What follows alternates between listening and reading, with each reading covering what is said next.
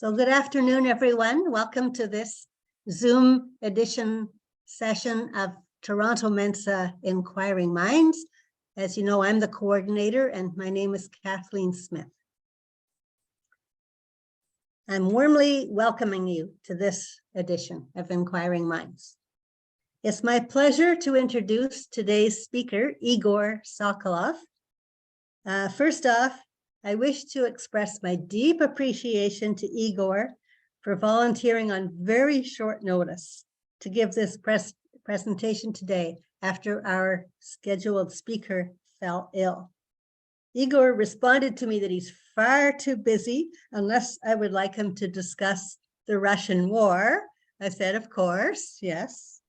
Now, those of you in the Greater Toronto area probably know Igor because he was living here while he completed his undergraduate degree at the University of Toronto in Mississauga. And he often attended the monthly Mensa parties. As well, he gave an engaging in-person talk to Inquiring Minds before the pandemic. Now he's at the University of Toronto again, pursuing graduate studies. Between degrees, Igor returned home to Russia, where he has been conducting research in marketing and social sciences. He was in Russia when the current war erupted again in February. Today, Igor's topic is the Russo-Ukrainian War through the eyes of Russian opposition. Welcome, Igor Sokolov. Hello, nice to see you, everybody. A small correction is that, yeah, I've been going between Russia and Toronto and Canada in general since I came here like 6 years ago. I spent like half time in Russia, half time here because still most of my friends, most of like my business projects and like relatives, they're still in Russia. Yeah, and market and social research, that was before the undergraduate, because like my undergraduate at UTM was my third undergraduate degree, so like I do lots of stuff. Yeah, and this topic is not my like specialty. Like I do specialize in social sciences, mostly in anthropology, although I get like training in sociology and social psychology as well. Some training in political sciences, but yeah, like the war and the history of war and all this stuff is like not my specialty. So I will talk a little bit about history and stuff like that, but mostly on like introductory level to just get a broader scope, not going to go into like deep details, because about some points I make, there are still some arguments going on in like historical sciences. So I would suggest like to see what I show, not as much as like scientific inquiry of the war, but more like a perspective of a person who is deeply engaged in it and is like educated like in social sciences in general, but not in this topic particularly. But I'm deeply engaged in it. Like I spend like half of my time following the news about the war since like 24th of February, and I've been like closely following it before. And like the reason I immigrated to Canada is also related to like a Russo-Ukrainian crisis like 8 years ago. So yeah, like I'm deeply involved, but I'm not like a professional in this topic. So more like a perspective than like an analysis kind of thing. And let me share the screen. 1 second. Oh. Mm-hmm.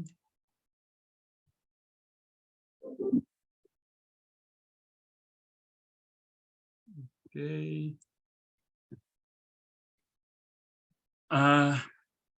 So I have like several blocks, and I first want to go through the like context and history, then from what's going on right now, and how we got where we are, and like what are the possible like outcomes from where are we going. I'll start with a slightly personal story about like what was happening with me when the war started. Like the moment the war started, I actually was not in Russia. I was in Russia like 2 weeks before and the week after the war started, because I went for a vacation to Sri Lanka when the war started, and I actually was hanging out with a Ukrainian couple in Sri Lanka, learning to surf there and so on. And like we were like having fun with like Ukrainian couple, and then the war starts. And it was very like almost like psychedelic experience, like, you know, in like psychedelic movies when like there's like lots of people having fun on the beach, and like and you're like doom scrolling the news about like how like Putin is preparing nuclear weapons to be fired and stuff like that, and everybody else except for me and my Ukrainian friend were having fun. It's also interesting to provide the context that like everybody were referring to us in the surfing camp as a Russian table, and I said like, how can I call us Russian table? Like I'm Russian, they're Ukrainians, but we all talked Russian, and said, oh, but it's all the same. Yeah, like all the same, but we have a war. Like, what are you talking about? It's like the idea that like up until like this February and like what's going on later for most of the world, it was like, oh, there's like some local, almost internal conflict between like Russia and Ukraine. For many people, Ukraine was inseparable from Russia, and there's a lot of problems with that. There's problems with language, because that Ukrainian couple I was hanging out with, they were more proficient in Russian than Ukrainian, although they're Ukrainian, and they were born in Odessa, and they were actually on a vacation. And when and like basically when the war started, when this guy just said that okay, now we start the special military operation, because it's still illegal to call it war in Russia. And when it happened, like I was considering like what should I do next, because all my Canadian documents were left in Russia, because when you go to a vacation, you don't really think like, oh, maybe the war will start soon, and like I won't be able to come somewhere across borders and stuff like that. And they were thinking of like what country to apply for refuge to. So they were just on a regular vacation with just like their bags for like surf stuff and like with like swimsuits and stuff. And that's how like we met the war. Right now they are in Ireland as a refugees, and they still weren't able to come back to Ukraine. And in a way, yeah, they lost everything they had in Ukraine, and didn't even have a chance to get back. I returned to Russia as soon as I was able when the war started. And then I actually, as soon as I was able, I went to Japan, but that's a different story. And in Japan, I was also embedded in community of Russian people fleeing the war. And it was a different story, but it was a very big thing, people like fleeing from Russia. For example, before that, like 2 months ago, I had the tickets from Russia to Japan that cost like $500. When I was fleeing, it was like $3,000. So it's like six-fold increase in prices, because everybody was like everybody who could afford and who had the visas and other ways to get out was trying to get out, but not many people in Russia can afford to do this, including for like language barrier, because very few people in Russia speak English or any other language. So that's how it started for me, and I'll start with the context. And this is a very funny meme about like how Russia tries to pretend that Ukraine never existed and it was never a sovereign state. And this shows that like while there is nothing in Moscow, there was like already like a history of building like churches, and Kiev is way older than Moscow, and that's how it was told in. And I hope it's still taught this way in schools nowadays, but there is a shift in this, unfortunately, as well. And I want to like start slightly with history. I'm not sure like whether many of you are aware of that, but initially there were 3 Russias. Like the first Russia, arguably the first, it was Novgorod Russia. It was established like in 9th century. Then it like was included in the second one in Kievan Russia. Then it was again independent for some time. Like Novgorod Russia has a history of being a republic. It was the only of 3 Russias that was trying to be not like hierarchical, like monarchy-like, but more like a republic-like. It was embedded in trade a lot, because it has like Novgorod was like very close to the. Let me take this. So Novgorod was very close to Baltic Sea, and that's why they engaged a lot in trade. And we had like Kievan Rus, and only then the latest one was Moscow Rus, and then Moscow Rus captured all the other two and established the Tsardom of Russia.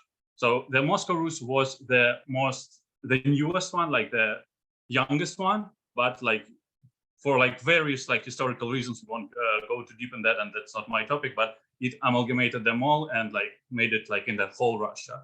But like Kievan Rus was like way before Moscow Rus, and even slightly before there was a Novgorod Rus. And that will be slightly important to some other points as well. So like the good question is like, are we the same people? And there are like lots of various ways to answer that. If we say, for example, from DNA perspective, like Russian ethnic group and Ukrainian ethnic group is absolutely indistinguishable through the DNA perspective.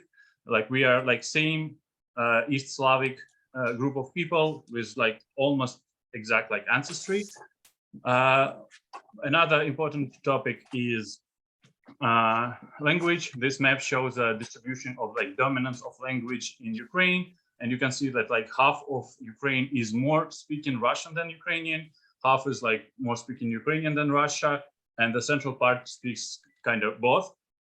That's slightly outdated. It's like 15 years ago, and after the war started 8 years ago, of course, there was like a dynamics of trying to reduce speaking of Russian language.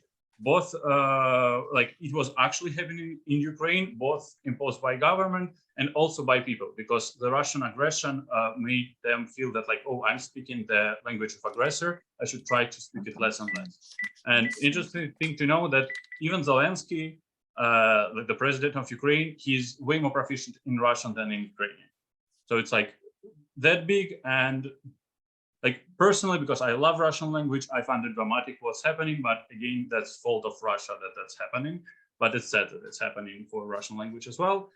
So like that's another statistic that like a number of households who speak this language at home in Ukraine, again from 2005, Ukrainian language was 40%, Russian 36%, both 22%. So Russian was like that much embedded in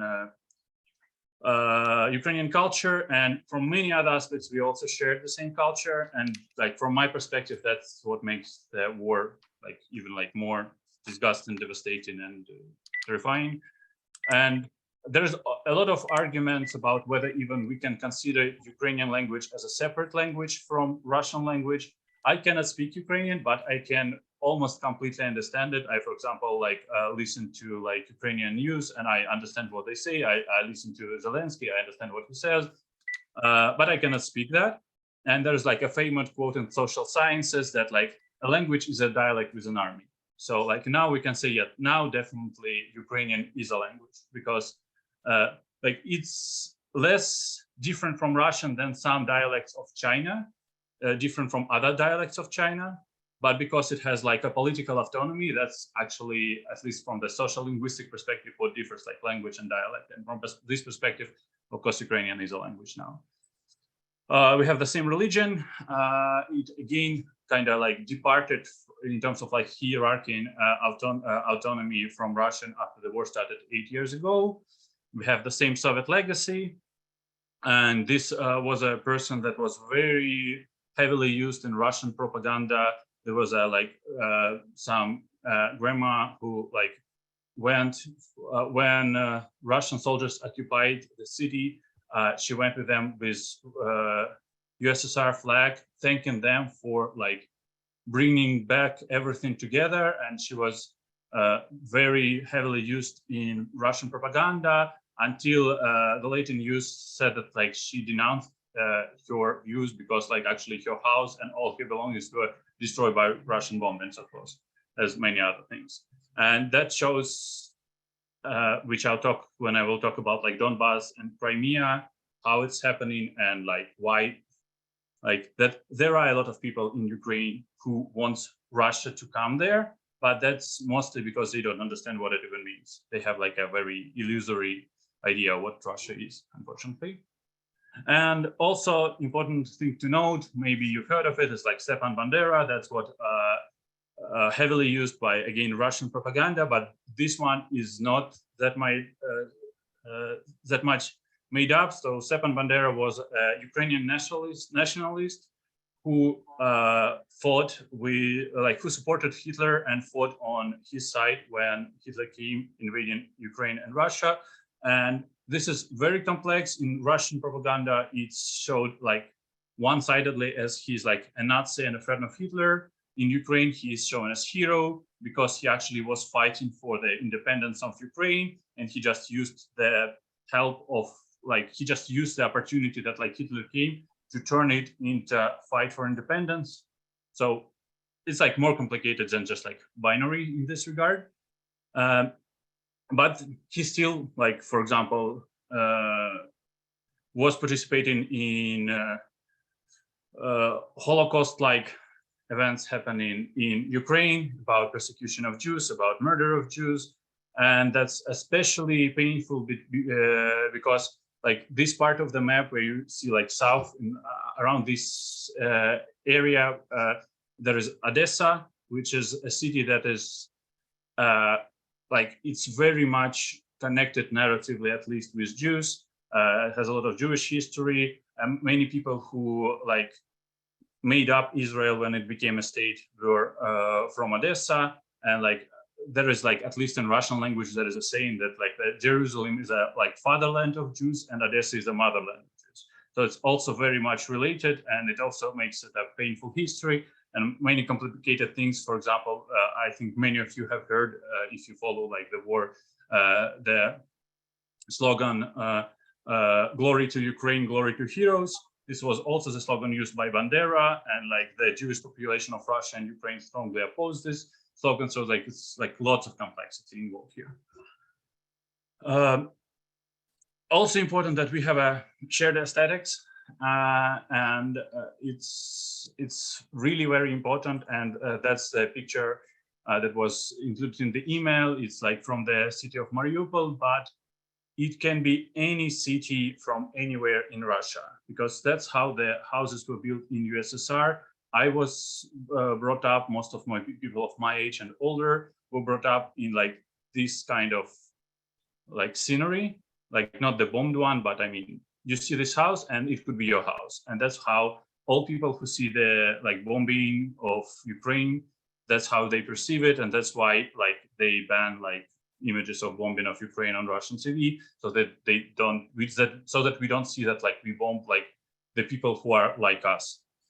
And just an example, that's a picture from some, it's random city from Moscow, not from Moscow, from Moscow suburbs, made by one of the musical video clips. This is my childhood photo. You can see the house in the background. It's not exactly the same. It's a different type, but it's conveys the same. I see it as almost the same spot, at least in aesthetic and architectural and landscape perspective. And that what adds a lot to the perception of it. Oh, I didn't delete the letters, but their job. We also share the problems. For example, maybe some of you have heard of the Femen. That's one of the most famous Ukrainian feminist group that fought for women's rights in Ukraine. That's from their protest in Kiev in 2010. That's their protest against war in Paris in 2022. So they are from Ukraine. They opposed both very conservative politicians in Ukraine back 10 years ago, and now they of course oppose the war. And most of the bad things that we have in Russia about homophobia,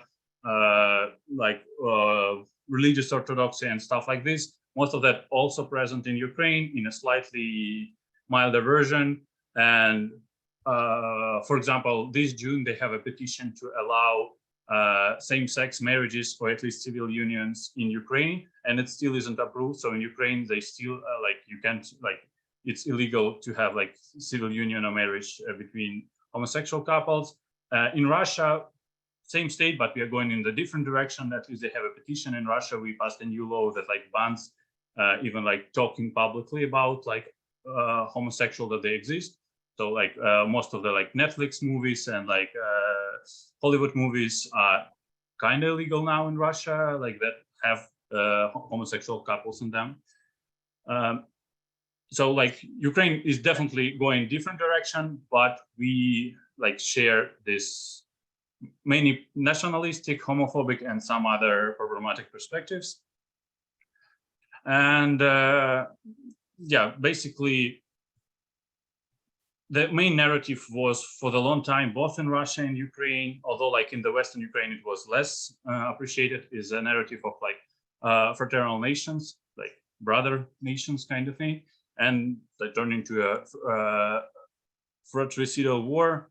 And even like if like in most of the countries, but it depends on the country, the communities of Russian-speaking people always includes Ukrainian people and Kazakhstan people and many other people from post-Soviet regions. And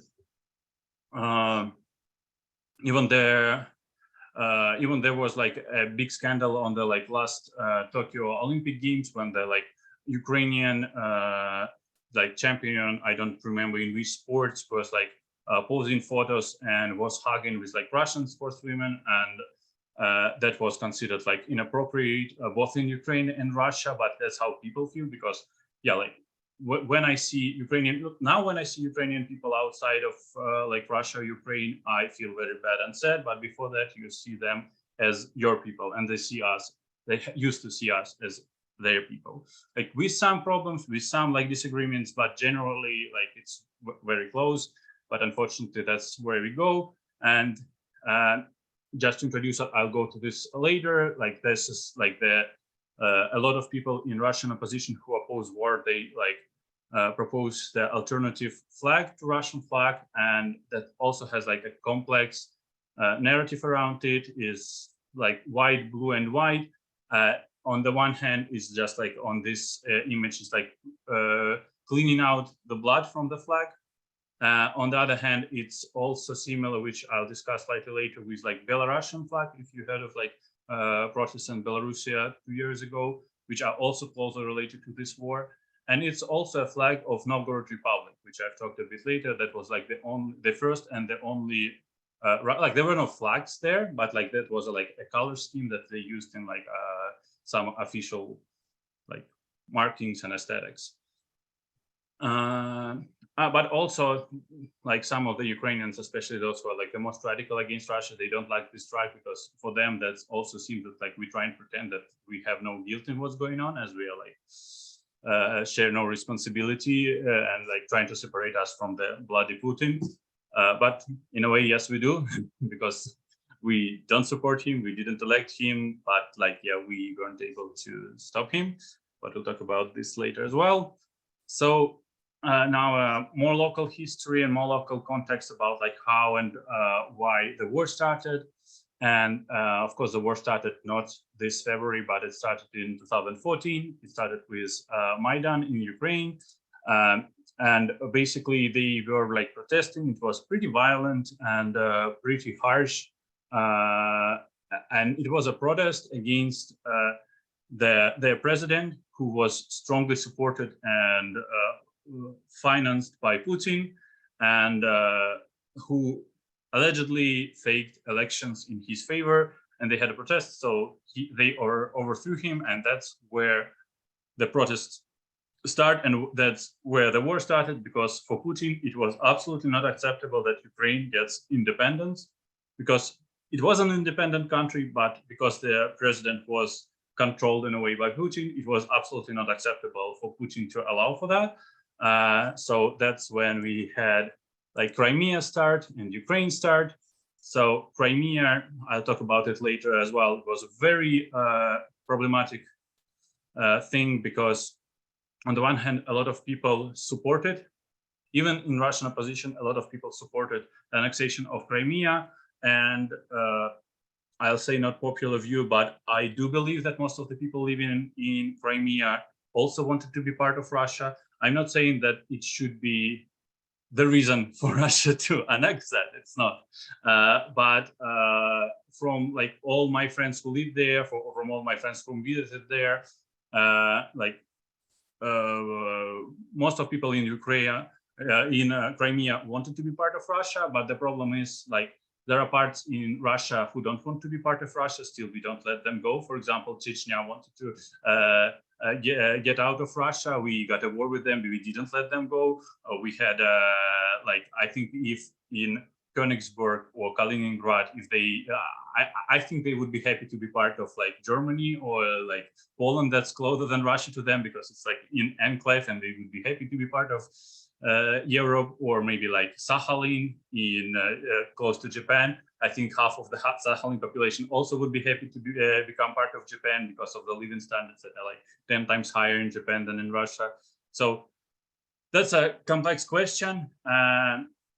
And I'm not like supporting the annexation, but I do believe that a lot of people wanted to be part of Russia. But another important thing, they wanted to be part of imagined Russia, not of the real Russia, because they didn't really understand what Russia is like, how corrupt it is, how like violent it is. They had like a picture of, oh, we have like a poor Ukraine and a stronger Russia, and we want to be part of a stronger entity than a like weaker entity. That was more like a narrative there. And this was like the face of the annexation. She was forgot the English term for that, but like the chief of the like port in Crimea, and she helped a lot like in legal and paralegal transmission Crimea from Ukraine to Russia. And right now she after that she became like a politician in Russia, but she was very naive, I believe. She was very unpopular politician in Russia because like she works, I do believe she is to some extent honest, and she actually was naive, not just like a bad person when she supported annexation of Crimea. And now she also is against war, and like she's silenced and removed from everybody. They try to send her to Cabo Verde as like ambassador, just to get remove her like from Moscow, so that like nobody see her and nobody hear her. So that's, yeah, also different story, but there is a story there. Also Donbass, similar idea. They were protesting in Donbass, and part of the protest is that, as we have seen in the map before, most of the Donbass speaks Russian and doesn't speak Ukraine. And with Maidan and new people coming in power, there was a pressure against Russian language. They felt threatened, and Russia used this to invade it, to go there. And again, it's very hard to speak whether the people in Donbass really wanted to be part of Russia, because unlike Crimea, like it's way less consensus about that. But if they did, they definitely also had like an image of how good Russia is, which had nothing to do with the real what Russia is. And when Russia came, it led mostly to destruction of Donbass. It didn't help much with like bringing glory to Donbass. Donbass was a very affluent and rich city before this event, and now it still exists and still people live there, but it's like one of the most criminal and most devastated cities, at least before the war. Like after the war, there are other devastated cities as well. And like during the war in Donbass, there were like around 40,000 people dead. Some people are dead because of Ukraine's fault. Most are dead because of Russia's fault. So this part was like ugly on both sides. Again, Russia is more responsible because Russia started it. Russia just came there and said, okay, these people speak Russian, therefore we believe we can go there and fight to protect them. But they actually didn't protect them, because, as I will talk later, they massacred them as well. And it's also interesting that like in Russian and in many, especially like online trolls who like support this war and the invasion, they said is to save people of Donbass.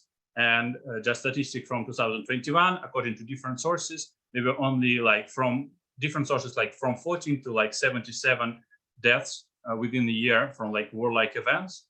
And that has nothing to do, like right now we have like hundreds of thousands of people dead since the war started. Like to prevent like hundreds of deaths, this wouldn't make sense, even if that was the case, but that wasn't the case. Well, that's just a propaganda trope to persuade people, yeah, like we had to protect those people from Ukrainians.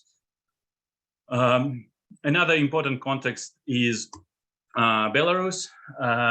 In August 2020, there were huge protests in Belarus with this white, red, white flag.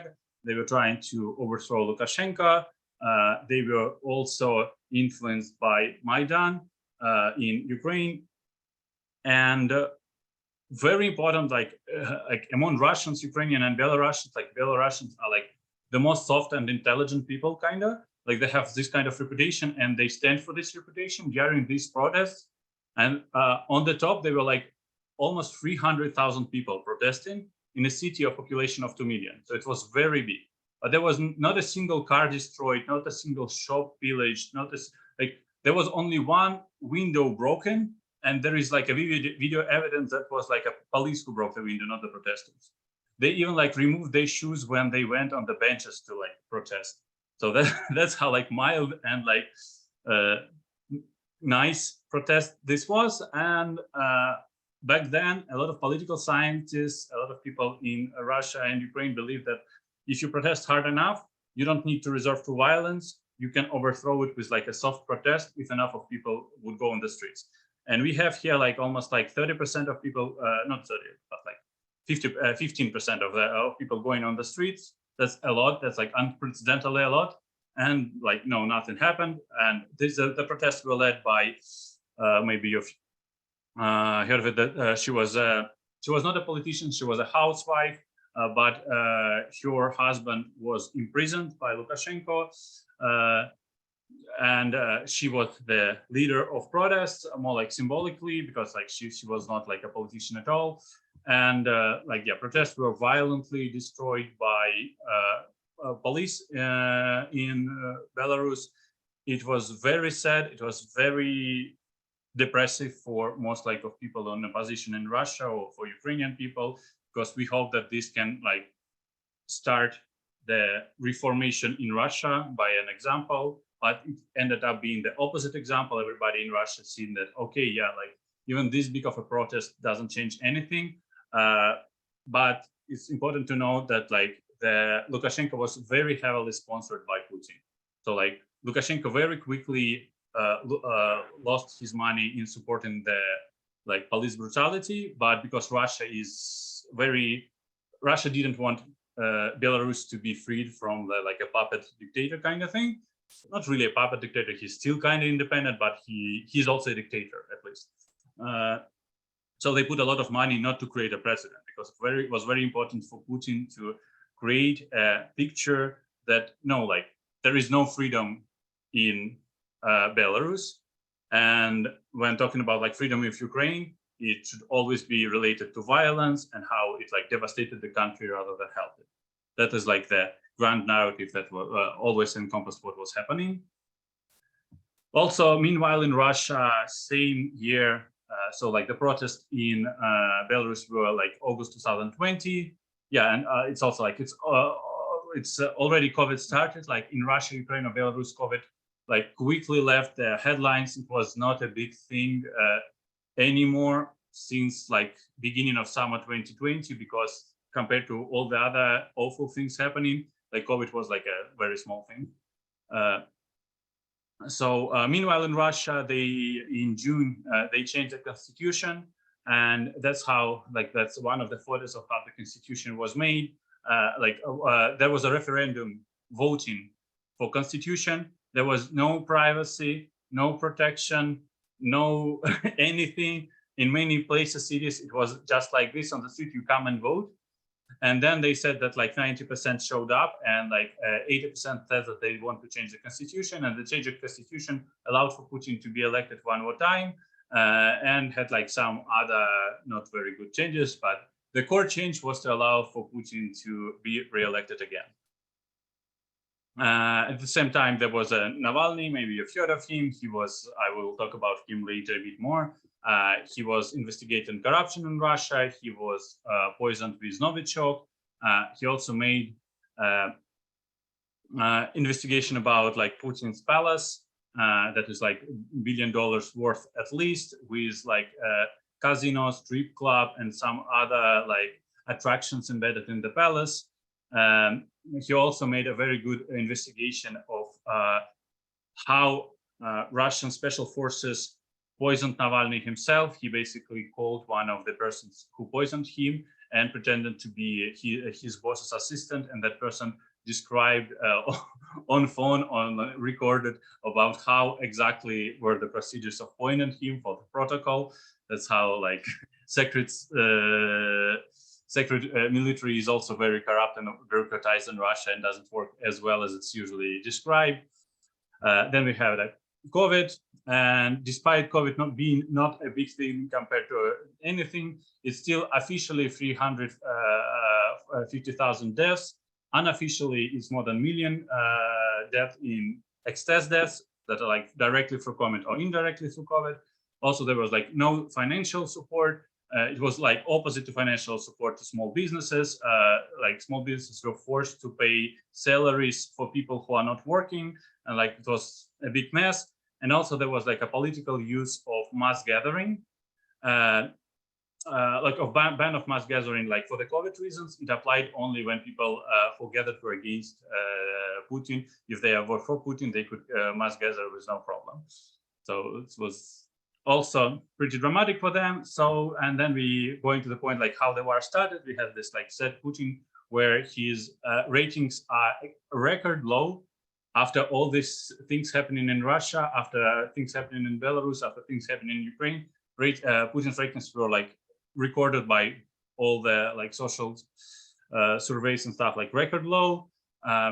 We have like Ukraine drift into Europe, which is dangerous for Putin's power.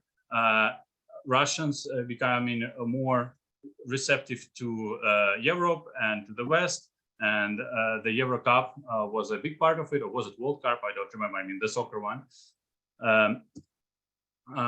Also, Europe was dependent on Russian oil and gas, and was a big bet of Putin that they want there to intervene in events with Ukraine, because they didn't intervene the last 8 years much. Also, important thing that Putin has spent billions of dollars on propaganda in Ukraine for pro-Russia ideas, especially among youth. And the good thing about billions spent on propaganda, when you have a country where there is corruption, like billions spent of propaganda can be like stolen without anybody noticing it, because you can report, yeah, it worked great, nobody can see it, nobody can measure it, but most of the money went to some people's pockets, and that's exactly what happened. So there was a very poor propaganda done, but like billions of dollars spent on that. There was idea of little victorious war. That is a term like very heavily used in Russia, but not only in Russia, but mostly in Russia, is as like for the ruler to gain popularity, you need to win some war somewhere, and everybody will unite around you. And like Russia tried it in Russo-Japanese War, and it didn't work. It was the opposite effect. Russia tried it in like Soviet Union tried it against like Finland. It was also the opposite effect. But now the idea was to quickly take it, and to like I do believe that he planned to make it a bloodless, almost like with Crimea, like almost bloodless. And the idea was to take Kyiv in 3 days. And according to many other sources, like a lot of people believe that it is possible. Like Pentagon said that it is possible. Everybody like recommended Zelensky to flee. And like it would be true if Russia had good army and actually propaganda worked, but because everything was stolen, it didn't work. And then we have like with a famous novel of the Emperor's New Clothes, that like in Russian elites, in Russian political elites, Putin surrounded himself with people who tell him what he wants, not what actually happens. So like he spent billions on propaganda in Ukraine. They said, oh yeah, everybody in Ukraine loves you and hates Zelensky. And spent a lot of people like money on army, on other things. Everybody told him, everything is great, we can do it in 3 days. But probably people who told him, they didn't believe that he'll actually do it. But That's of course, what I'm saying here, it's not a fact, but that's the most plausible theory I have about what happened, because like you cannot really get in the head of the person who started the war, but I didn't hear any as plausible theory as is, and this theory is very much matches on all the other evidence and my experience of living in Russia. So the next question is like, is Russia losing and why? And there are three possibilities. One is like bad equipment, another is like low morale, and another is like lack of like money. And we'll go through all of them. So what was a mistake is first one is corruption, and how, like, for most people who like follow not what they say on TV in Russia, but like alternative sources, it was absolutely evident that like Russian army is incompetent. Why? Because of corruption. Because while Putin builds palaces like this here, we had like competition of photos of like toilets in Russian schools made by like Domestos. That's like some of the brands of like toilet cleaners. And these are like the photos from some toilets in Russian schools. That's how people live in Russia. And that's not the like the worst one. One of the worst one, but not the worst. This is how like Russian school toilets look like. This is almost like the perfect toilet in Russian school. Like not very many schools have toilets like this. This is how Russian hospitals look like. And again, like in Moscow, you can have a better hospital, but even in St. Petersburg, this is close to normal rather than like extraordinarily bad. This is another photos from other hospitals. That's all because of corruption, because corruption is so big, they like steal on everything in Russia. And like, I know like some people like say, oh yeah, corruption is everywhere. Yeah, of course, corruption is everywhere, but you know, like 0.5 grayscale and 0.95 grayscale is not the same gray. It's all gray, but like it's very different kinds of gray. And of course, when it comes to army, everybody knew that it is as corrupt. This is the photos from this war. Like people were given this AK-47, like these rusty weapons. I'm not sure if it fires. In many cases, it doesn't even fire. This is like the tanks. It doesn't that evident, but there is like a metal thing that we will call like chicken cages on the bottom of the tanks that to protect from the grenades going on the tanks, because they didn't have money for something better protection. So it's just like made out of scrap protection for tanks. So you have like a tank that costs like billions, not billions, but millions of dollars. And then you put like this kind of cage to protect it from grenades. Or this is how like people sleep who are like now, like we have a conscript mobilization where people like training for war. That's how they live. That's like real photos, and that's not the worst one. There are places where it's better, but this is more like the normal ones. So all the money for army was stolen, and nobody had not nobody, like it looks like Putin believes that that's not the case. He probably thought that like when he steals for his palace, that's okay, but probably in army they don't steal, and in propaganda they don't steal. It's very naive, but I don't know, with like the bubble he surrounded himself, maybe that worked for him. But like from like in Russia, going to army is mandatory unless you have bad health or you bribe. And like most of my friends who went to like serve in military, all of them are full of stories that like 2/3 of Russian tanks don't even start. So that's like almost like a common knowledge in Russia. And on the one hand, we have like all the Russian and Western media saying that Russia is like the second best army in the world. On the other hand, like all your friends who like went to serve, they know that like nothing works. And like people who serve like 1 year in like Russian military, they like used guns, like just like fired like 2 times in a year, something like this, because that like most of the bullets were sold out on the black market for the profits of the commanders. And same with equipment, so with like West, and I'll talk a little bit more about when I talk about mobilization. But the main reason, like corruption, is not just about building palaces. It's also like going to like sweeping army of anything that it is capable of fighting with. In a way, it's a good thing, you can say, because if a Russian army was stronger, it would be different. On the other hand, if it was a different thing, maybe they would if there were no corruption in Russia, maybe there wouldn't be war in Russia as well. So it's kind of like double-sided. Another important question is like, who fights in wars, in this war? And it was also pretty big news, maybe you've heard of it as well, but most of people who fought, at least before the mandatory conscription, were people from Buryatia and Dagestan. That's regions, they are not even, I'm not saying it like in any derogatory way, but they're not Slavic people. So they are not the Russian people who are like supposed to fight against Ukraine. So it's kind of like a colonialism Russian style. So they sent Dagestani people. The Dagestan is like close to Chechnya to war.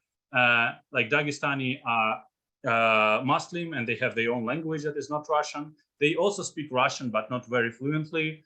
And these are Buryat people. They are Buddhists and they also have their own language and their own culture. So by far the most deaths are from these regions. So even in this war, Putin used not like Slavic population of Russia, but minorities, mostly because of minorities are poorer.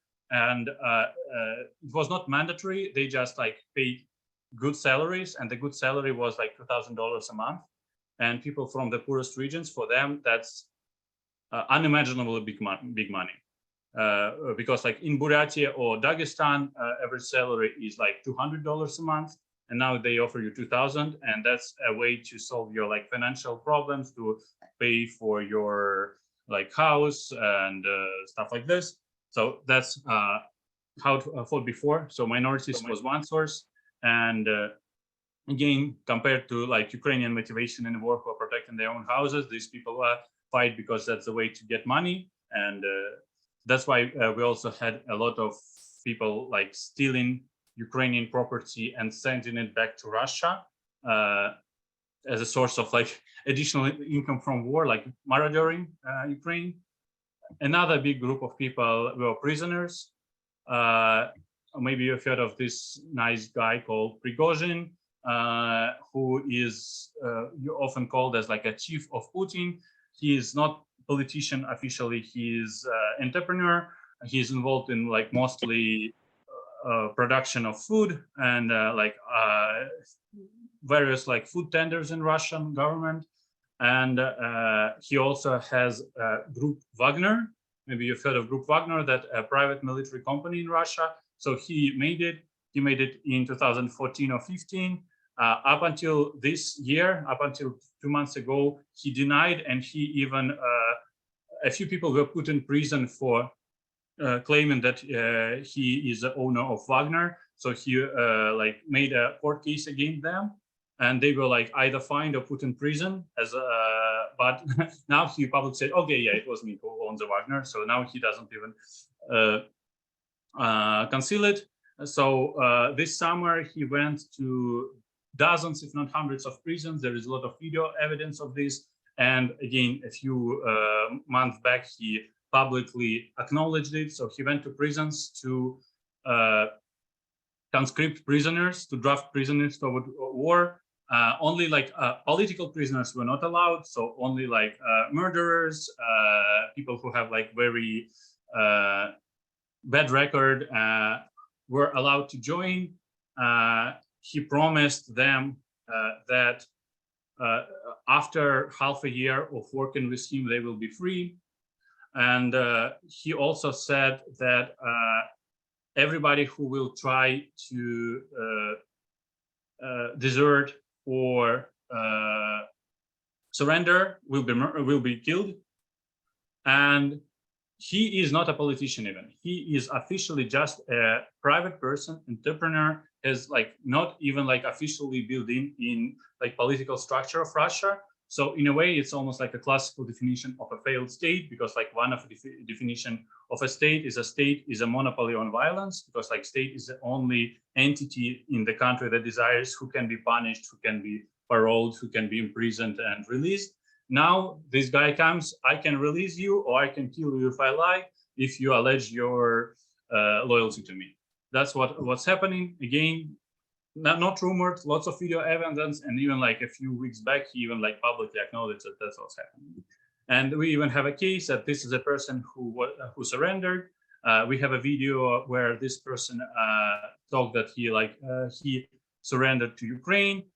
Then Ukraine gave him back to Russia during the prisoners, surrendered prisoners exchange. And in this video, he says about this. As you can see, his head is tied to the anvil, and the next moment he is killed with a hammer, with a strike of a hammer, as a punishment for surrendering, and as a message for all the other prisoners and all other people who joined Wagner. It's almost like ISIS level of like violence. That is, first 3 days when after this video, Prigozhin said that this person deserved this death.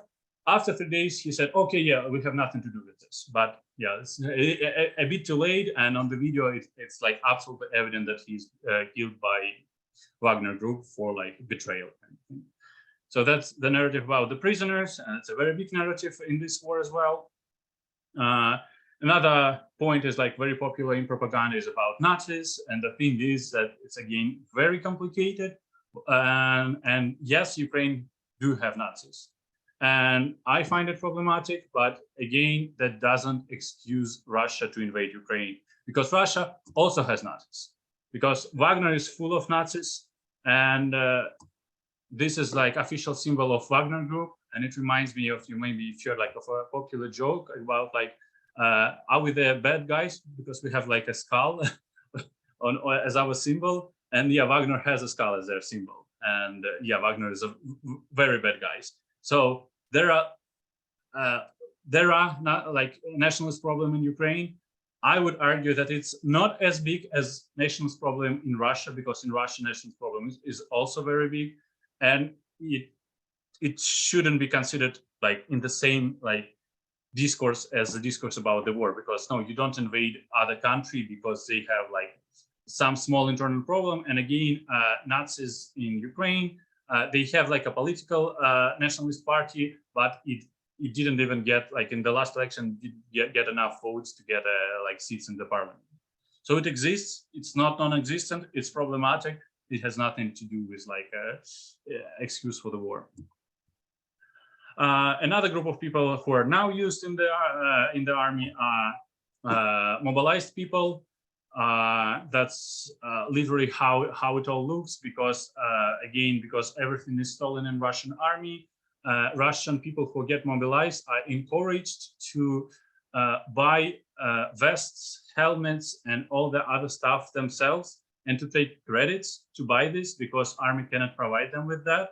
And people do this, and it's a bit hard to imagine, but that's actually happening. And like we have like lots of video evidence of like all the vests and helmets being sold out in most of the stores. That's what's happening. And so they mobilized about like 300,000 people. Now they stopped mobilization because we have like a regular autumn draft, and they will most likely get back to mobilization as soon the autumn draft fails. And as you've seen on the previous pictures about how they are prepared, like how they leave, they're also very poorly prepared. There are like a lot of people were thrown on the front lines after 3 days of preparation. And they were like people with like no military experience. So just like regular programmers, regular clerks, regular like lawyers, like all regular people just randomly taken. And after 3 days of preparation, in most cases, 3 days of preparation was 3 days of doing nothing, and then thrown on the front line with already pretty high toll of deaths. But Russian government doesn't release any information of how many people die. There is like a pretty popular like comic joke in Russia about how like they try really hard to find conscripts, because basically if you get the paper that says that you are drafted, then you are legally obliged to go, and if you refuse, you can get up to 4 years in jail.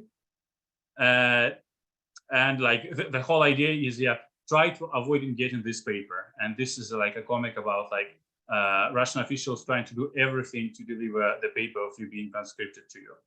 And that's not an exaggeration. There are like cases where like there is, for example, a restaurant or a movie theater, and they close the doors, go in and give papers to like everybody in the building just to draft people. So it was nothing to do with training, nothing to do with like officially they said that we take only those who have like military training. That was not the case at all. We have like lots of people.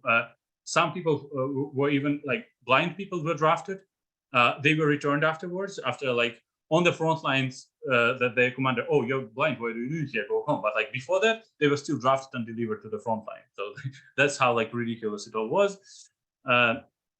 Also, to go back to the Donbas region, like Donetsk and Lugansk, this is like the picture of Donetsk orchestra. Most of them are already dead because they all were forcibly drafted. Because in Donetsk and Luhansk, the cities that Russia allegedly tries to protect, they have like absolutely mass drafting there. Like they just like taking people from the streets and forcefully put on the front line, and they don't follow even like semi-legal procedures that they at least try to do in Russia. And like the narrative is like we are protecting Donbass and Lugansk, but like Donbass and Lugansk were like the main sources of like cannon fodder, and this derogatory term of cannon fodder is on record used by Russian officials and especially Russian upper military personnel almost on a daily basis. So like lots of video where they tell soldiers who have like no preparation that like you are here cannon fodder and you have no choice. That's kind of like a narrative that is maybe not the dominant, but very vivid and existent. And the next question is about economy, like we talked about equipment, we talked about morale. So what goes with equipment? One of the biggest blows was with business exit in Russia. So we have like companies like McDonald's, companies like Coca-Cola, most of the famous brands left Russia. Companies like Visa and MasterCard left Russia. And for example, I have no access to my Russian money anymore.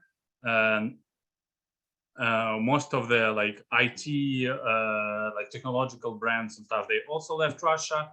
Right now, it's kind of getting back through like gray schemes through like Kazakhstan or China or some like unnamed container ships coming to the Russian ports and with all the stuff, and nobody knows where it came from.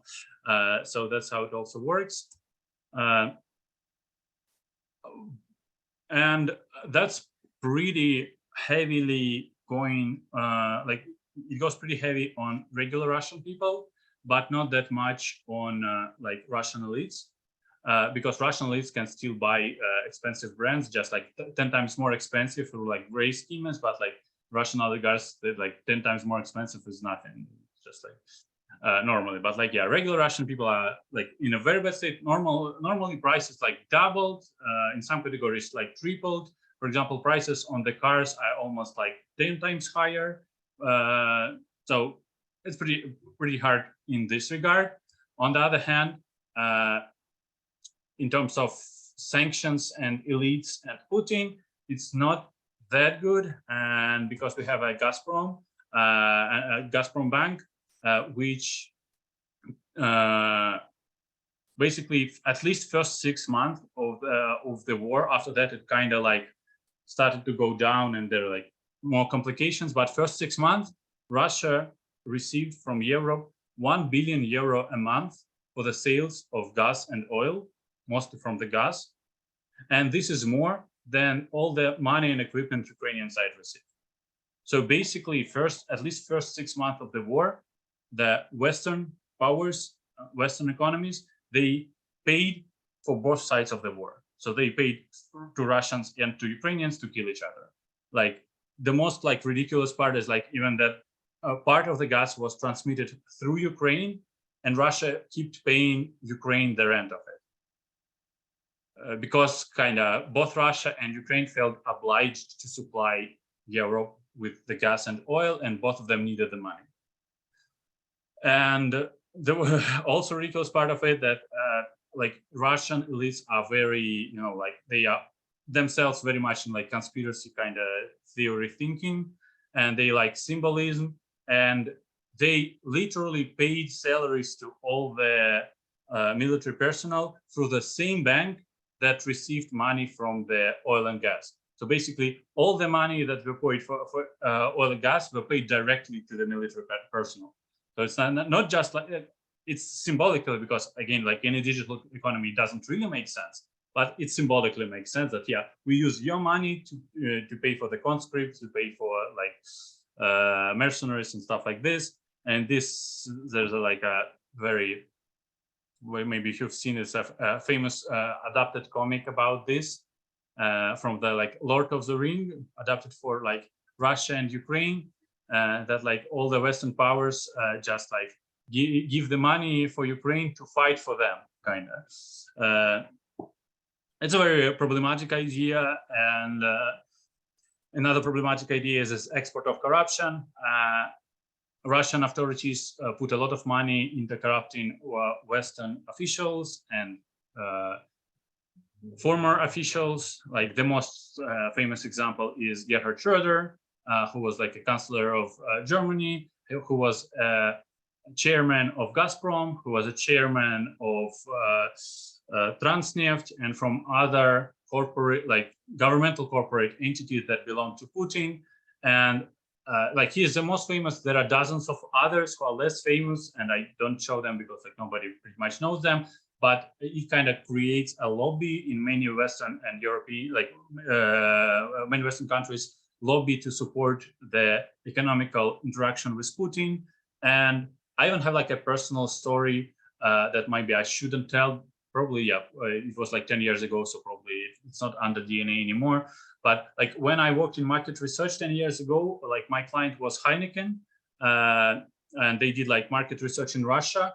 And there was a marketing director in Russian Heineken who got fired because of the bribes.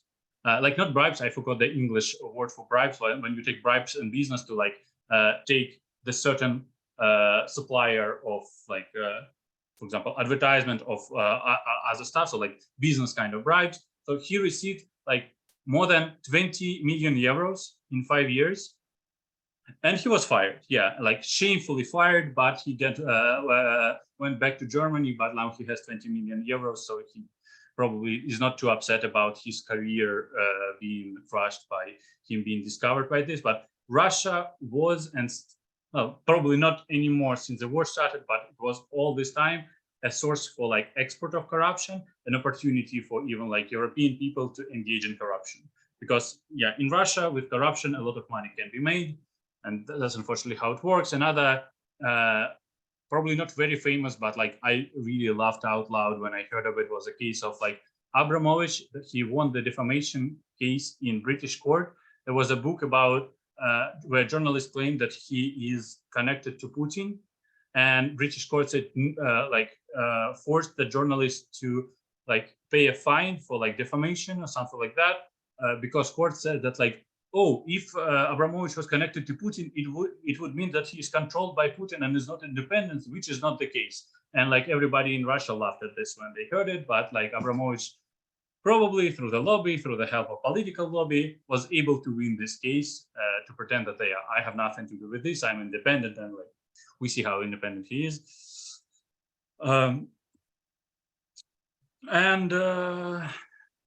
This also brings a picture of like how generally like Putin and people around him see the world, and it's not completely unbased, and it's not very different from many American narratives. But basically, he sees the world as a place where power and money drive everything, when everything can be solved through power and money. And that's why that explains a big portion of his behavior, the way how like big part of German economy, of success of German economy, is based on cheap oil and especially cheap gas from Russia. And he used it to allow for him to grab more power and for Europe to close his eyes on all the atrocities that are happening in Russia and around Russia. he in German is the biggest case, but it's far from the only case. It's like all over the world, all over the place. He's also a good friend of Taliban. For example, right now, like Taliban is still considered like terroristic organization in Russia, but unlike terrorists like Alexei Navalny, who just like fought with corruption, who is imprisoned, Taliban can like publicly do like public speeches in Russia. They are invited to talk with like president or prime ministers, and they're like wanted guests. And like Lavrov, the like international affairs minister, publicly said a few times that they are nice guys about like Talibs in Afghanistan. And the main bet of Putin right now is that Europe won't endure the high prices on gas and will force Ukraine to accept Russia's conditions of ending the war, because his main bet is like the world is like corrupt itself. That's how he justifies his own corruption, and that's how he tries to manipulate European politics in favor of his ideas. And the next important point is like why Russian people accept all this. And this is like from one of the protests of 2009, I believe. And like it's in Russian, but it says, "My Russia is imprisoned." And imprisonment is a very big narrative in Russia. And I'll go back to that in a moment. But it all started with like destruction of democracy and competition in Russia. Like probably the most famous case is like Mikhail Khodorkovsky, who was imprisoned by Putin in 2003 because he didn't want to give him his Igors oil company that was then amalgamated by Transneft. There is way less outside of Russia, but very famous in Russia, Chitvarkin. He's like not a political activist, he's a businessman. He was owner of the biggest like mobile phone selling company in Russia. And in 2008, he was forced to sell it to like Putin's friend. And that was after something like 50 million of mobile phones were confiscated by Russian military, like special forces. And he said, no, I won't let this go, return them to me. And then there was like a case against him and he fled the country and was forced to sell it. And then probably the most significant information, at least in the recent times, is the murder of Nemtsov, which is allegedly and most likely was staged by Chechnya leader, but it was in favor of Putin.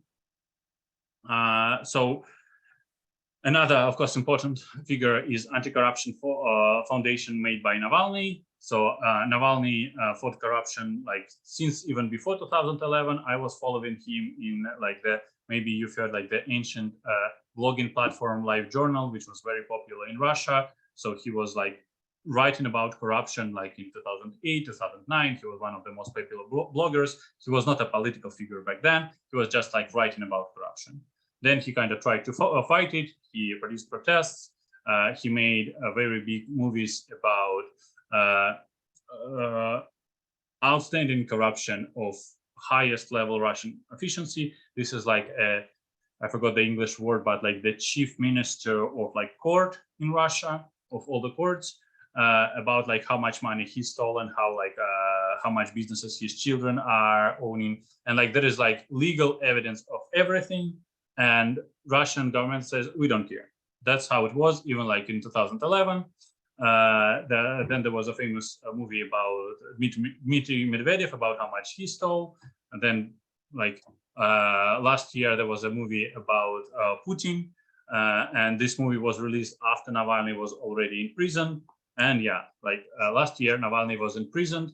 After he was poisoned with Novichok, he returned back to Russia and he was imprisoned officially, legally. The reason for imprisonment was that like while he was poisoned, he didn't go like he was I don't remember the English term, but like when you are arrested but you can leave kind of freely, but you still need to like show up to authorities every now and then. So he was in this kind of state, and while he was poisoned, he didn't do this. That's why they imprisoned him. That was like the legal reason for imprisoning him. Then they came up like with lots of other ideas, but like we started with this, and he's still in prison for more than a year now. In 2011, we have like first big protests. It started with like a fake, first very big fake election. This is like from the TV, this is actual screenshot from the actual TV. This is the results of election, and like as most Mensans can count quickly, you can clearly see that it's like way more than 100% here. That's like a division of votes between different parties, and it sums up in 146%. And that's what was shown on TV. That's like a very big local meme in Russia, about like 146% since then. It sparked very big protests, and right away, these protests like had like more than 100,000 people on the streets. Even by official who always like round down, like very significant round down, it was like more than 50,000 people on the streets. On the pike, by independent sources, like way more than 100,000 people on the streets. It was brutally punished. It was stopped. A lot of people were imprisoned. And this is like a famous meme about Russian immigration. This is like just from a childish book. It was random, but it's strongly now connected to Russian immigration. It's about like a piglet on the tractor trying to get away from Russia to immigrate. It's like it became randomly a symbol, but now it's a symbol of Russian immigration this whole 10 years. Like everybody in like Russian discourse understand this piglet Peter. The name is Peter, like the one of the Russian tsars. So this sparked the first wave of immigration. For example, I had my first job then after my first university back then, and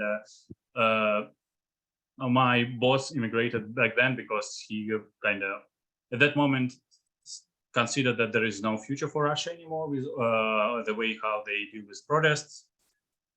But some people remained, and we have like lots of things going on. We have like coordination of opposition, where like opposition leader tried to accumulate and make their own like kind of paralegal entity to fight for fair elections. We have an organization that is Golos. It's called translated Voice.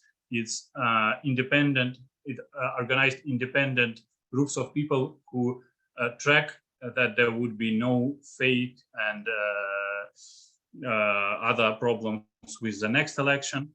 It worked really well. It was very powerful. And then Crimea happened. And Crimea was a very devastating for Russian opposition, because half of the Russian opposition also embraced the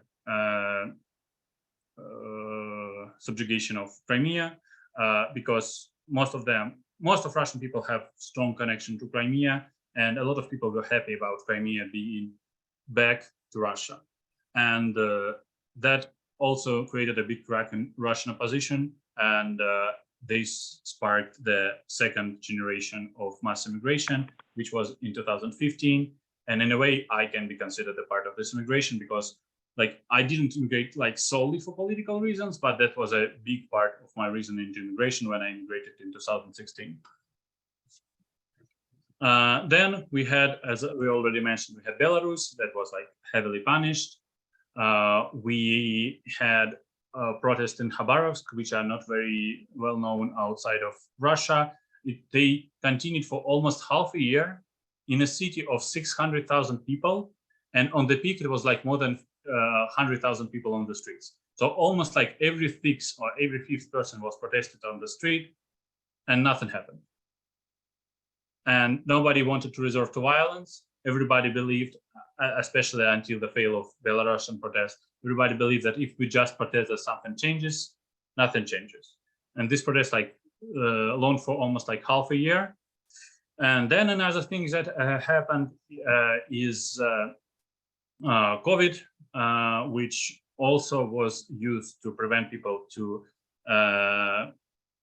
have protests and like meet up together. Like all the attempts to do something in the number of like more than 2 people were like persecuted if it could be framed as something political. And then a very big part that is probably not very well known outside of Russia, but in 2022, in fall and winter, there was a release of mass torture videos from Russian prisons.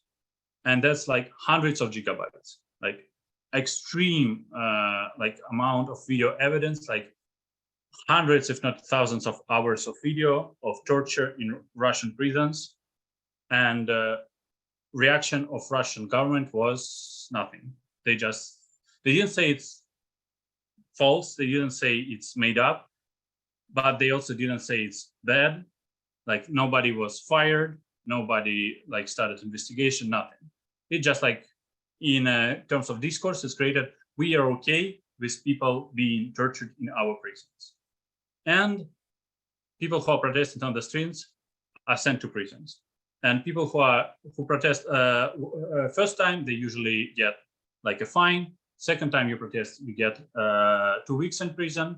Third time you protest, you get up to 7 years in prison. And we have video evidence of tortures of these people.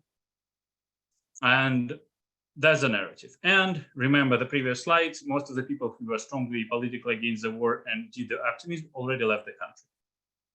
So most of the people who remain, like all the people who could lead the opposition, they're either expelled from the country or imprisoned or murdered.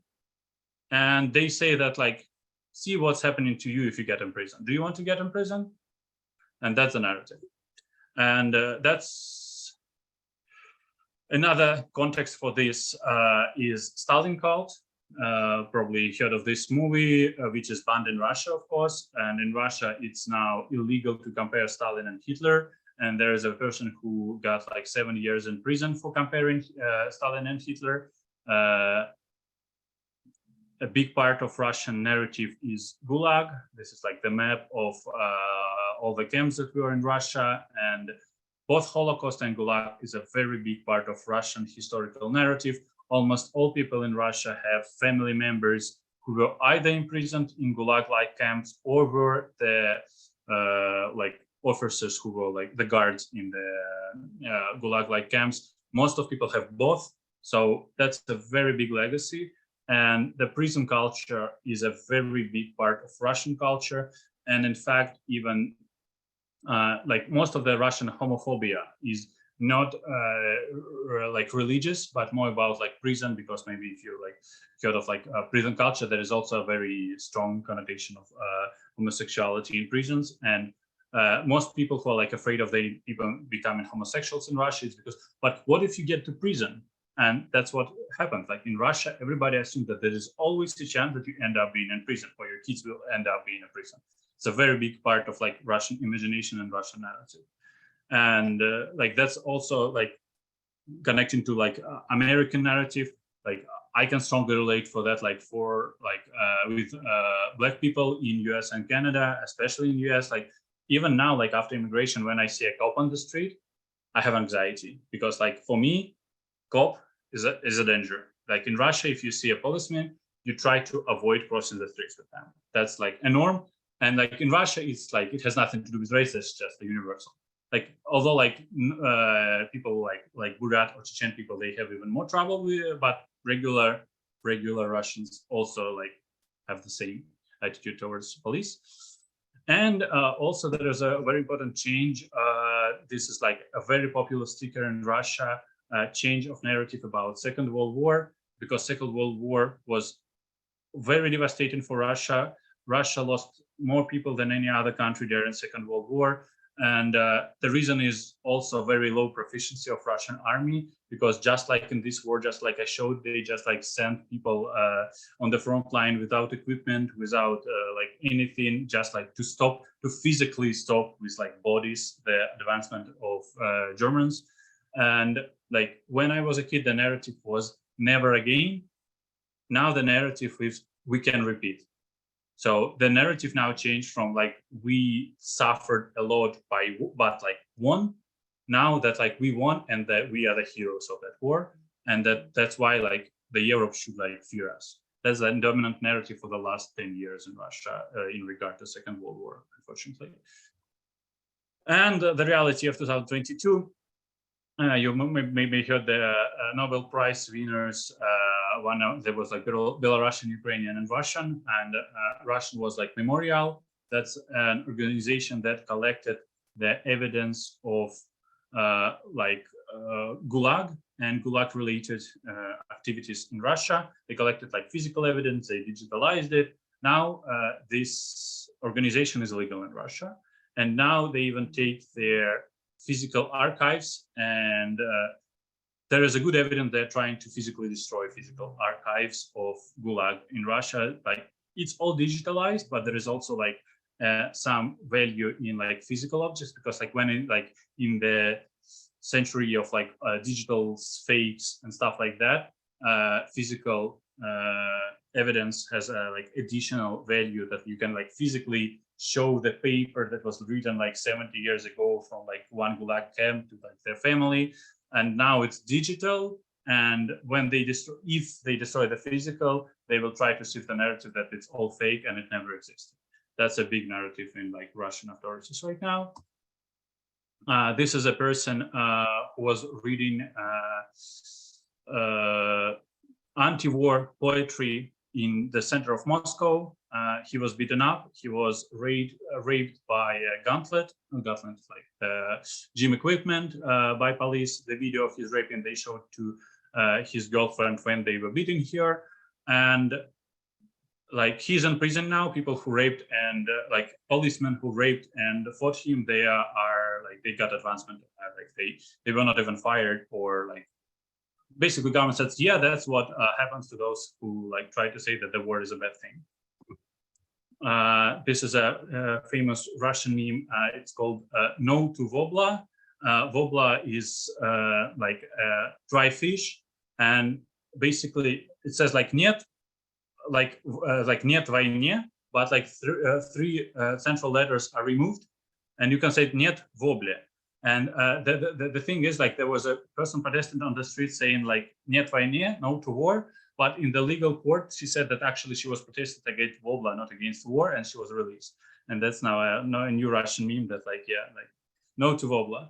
At least you can say that without being imprisoned. Then we have lots of propaganda. That was like one from the email. That's like a theatrical people, small girls putting their bodies in the symbols, and embodied memory is one of the worst kinds of memories that you can create, especially in children. So it's very bad things happening. Children getting in like military uniform and introducing like military education in schools and in the even in early schools. That's what's happening in Russia right now. In March, after the war started, we also had like mass protests and mass immigration. A lot of people immigrated to many countries. One of the biggest was like to Georgia and Armenia and Azerbaijan, but Georgia and Armenia more. And like Georgia and Armenia have population of like 4 and 3 million, and by different estimations, from 500,000 to 1 million Russians fled there. So it's like they're enough like to make their own political party already, and they've completely devastated the economy of this country. Not devastated, like created very big disturbance in economy. For example, because Russia is about like 2 times more abundant than like in terms of money than Georgia and Armenia, and people who fled the country are usually more affluent people. Most of them were IT specialists. So most of the people who flee from Russia, IT specialists, just because IT specialists have like 5 times more salary than like other specialists in Russia, almost like in any other field. And like we have like in Georgia, like enough IT specialists to make their own like political party now. And they also cramped up the rent in Georgia, like 2, 3, 4 times. Same in Armenia. Same is going right now in Kazakhstan. So that was like the 3rd wave of mass immigration. And I forgot to put the piglet here. But that was like the 3rd mass immigration, which I kind of took part in, but I was already immigrant. But when I moved to Japan, most of the people in my Japanese school were Russians, although like normally there are like 10% of Russians in that school. Back then it was like 40% of Russians in that school. That's because like a lot of Russian people try to get anywhere they can. Also, Russia cancels its old culture right now, just again, not exhaustive list, just like based on like my own acknowledgement and preference. This is like my favorite artist, like Boris Grebenshchikov, who's like very similar to like Bob Dylan. He fled Russia. Like famous rappers, Oxymoron, Noise MC. Noise MC has a concert next week in Toronto. I'm going there, but all the tickets are sold already. They are all banned in Russia. They are not allowed to do concerts in Russia, and because they oppose the war. So public figures, most of the public figures who had like any meaningful addition to the culture, not just like in pop culture, there are a lot of people who support the war, because pop culture is mostly like often connected to money and not like to like meanings, not always, but pretty often.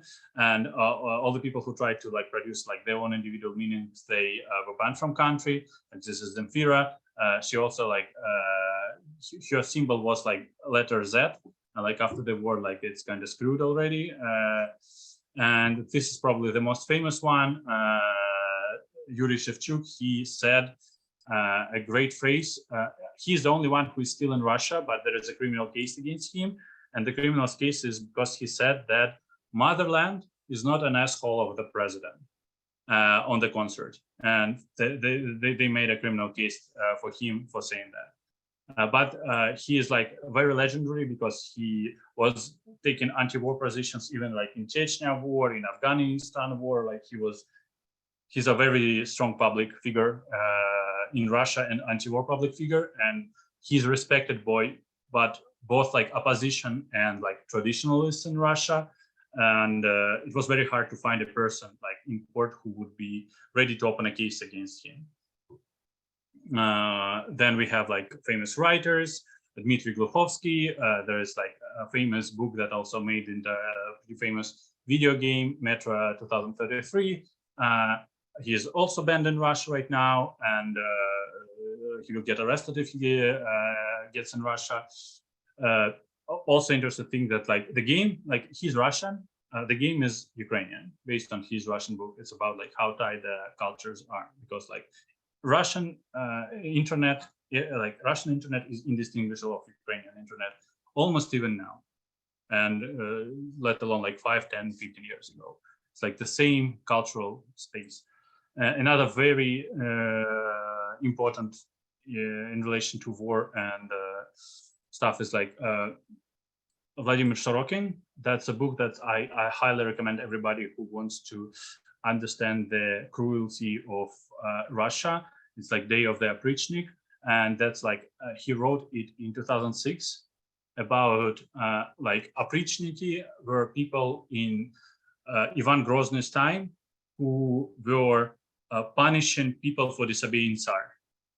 And he just imagined how it would be in like in modern Russia.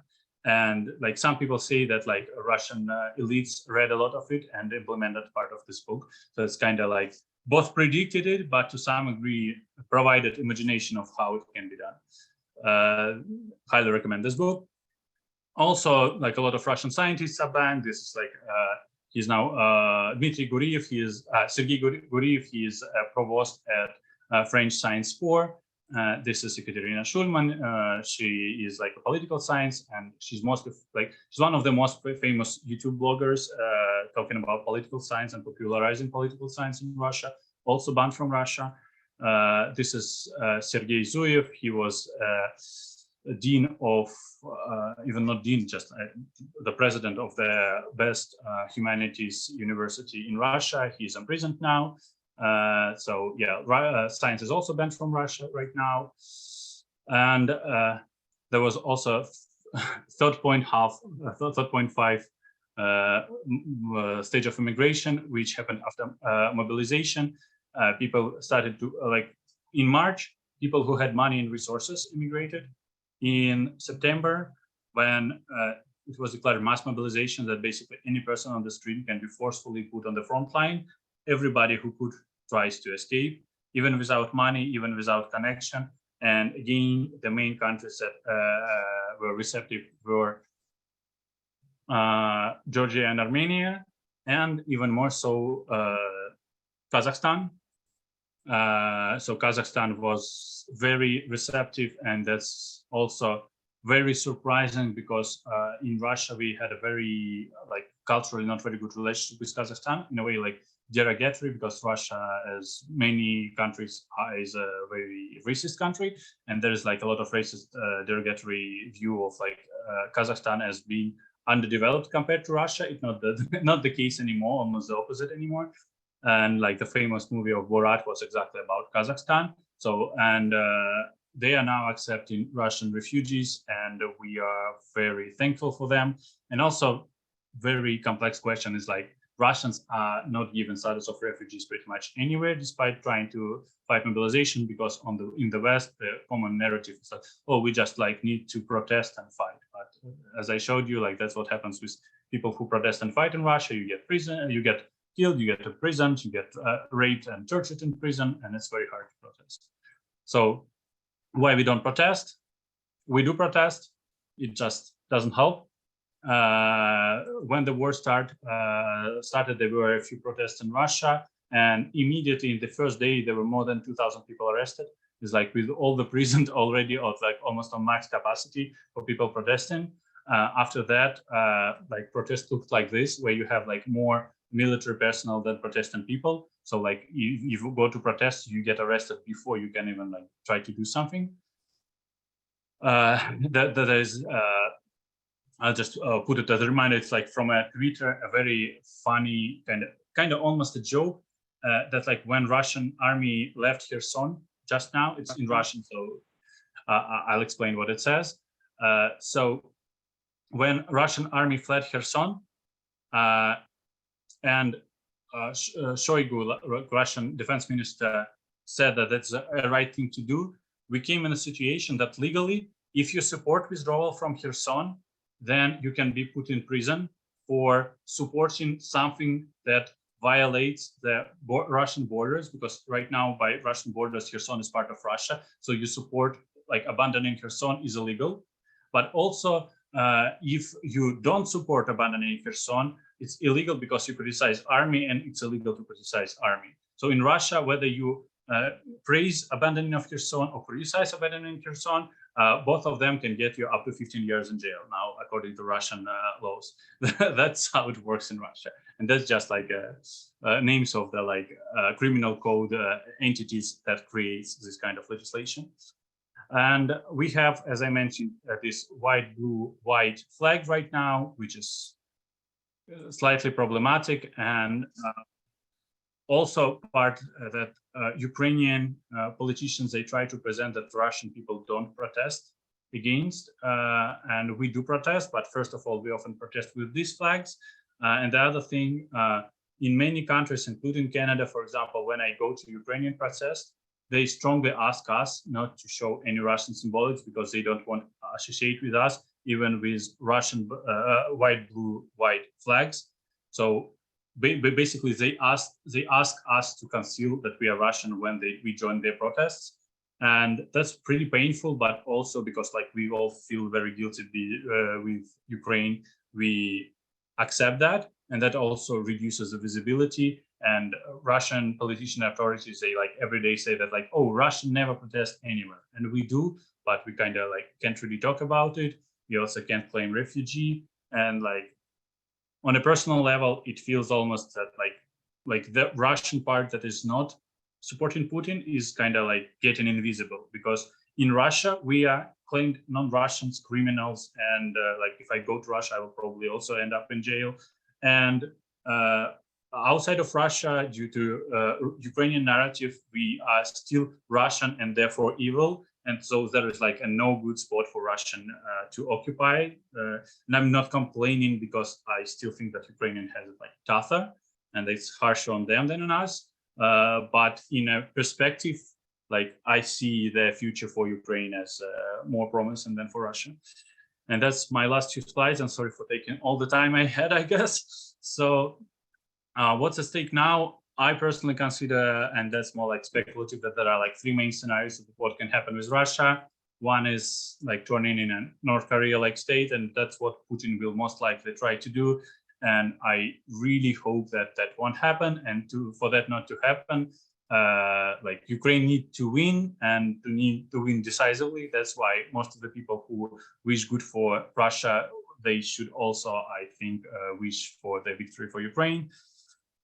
Another thing is a possible revolution about other people coming to power. That sounds like a good scenario if you don't think too much of it, but when you think longer, you think of, hey, who will be the leader of revolution? And this may be that guy who like created the Wagner, and right now he's the most likely leader of revolution if it is to happen, which is also extremely frightening. And well, in a way, it's also good because like he's so bad. He's like one of the two people in Russia who are worse than Putin. So if he gets to power, he will probably lose power pretty quickly, but it's also will be very turbulent. And another scenario is a partition of Russia, which is far from unimaginable. That's just like one of the possible partitions. I'm not claiming that this one will happen, and I'm not like proficient enough in this topic and about how it will happen.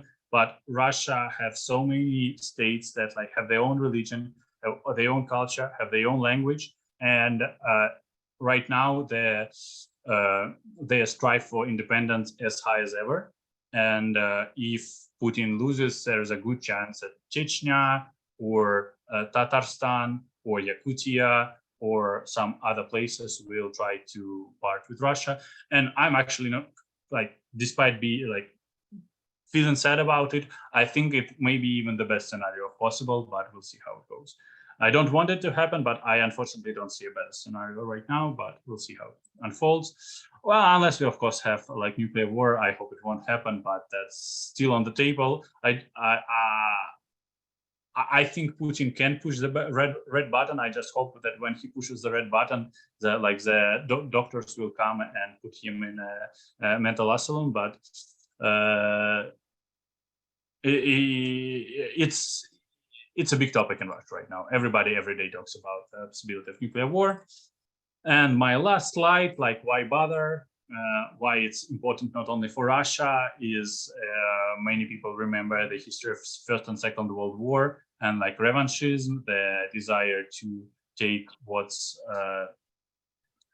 owed to them was one of the reasons Hitler went to power after the First World War, because one of the main narratives he's used is that like they stripped us from everything and we need to take it back. And from this regard, I think that it's important to think not only within Russia, but also outside of Russia for the future of Russia. And if Russia were to left alone, that's one of the possible scenarios that will happen. And that's not a good scenario. And yeah, like I think the future of the Russia is not just Russia's responsibility anymore, unfortunately. Like I would prefer that like we could deal with it, but we can deal with it because yeah, most of the Russian population are like prisoners of Putin to some extent. And another reason is that at least partially like the Western economical powers are, for the lack of a better word, responsible of Putin coming to power, because he came to power because they allowed him to come to power, because they were acceptive of his corruptive schemes. And as long as he like provided, for example, Germany with cheaper gas and oil, they were willing to close their eyes. So this is not just solely a Russian problem. Oh, that's it. That's all my presentation. Sorry for taking it too long. I hope it would be shorter, but that's it. Well, Igor, that was really, really comprehensive, and you've covered so many issues. I think you've said a lot of things that are not really well known in the West, especially in the last half of your presentation. Very fascinating. We have received some comments in the chat. And the way I'll do this, first of all, Igor, do you have a time limit? Not really. Okay. So I think I'll try and go through everything here. And then if people can't stay, then they can just quietly leave. But there's quite a few things. First of all, a lot of you did respond with where you are. And I only had a quick look, but I saw there's someone in Korea, there's someone in the Netherlands. There's quite a few people from elsewhere. So welcome to you. I believe I have given you all permission to unmute yourselves. Now I'm going to call on everybody as they showed up. So Timothy Bentley made a comment earlier on that I think I read that some or many Ukrainians welcomed the Germans in 1941. Yeah, I think it relates to the point of Bandera and so on. And then there is a reply that it's also related to like Stalin's terror and famine in Holodomor. And yeah, that's all the case. That's what I'm saying. It's a very complicated topic. And like, I have my opinions on that, but there was fascism, but there was also independence. The movements blended, and there is lots of complexity there.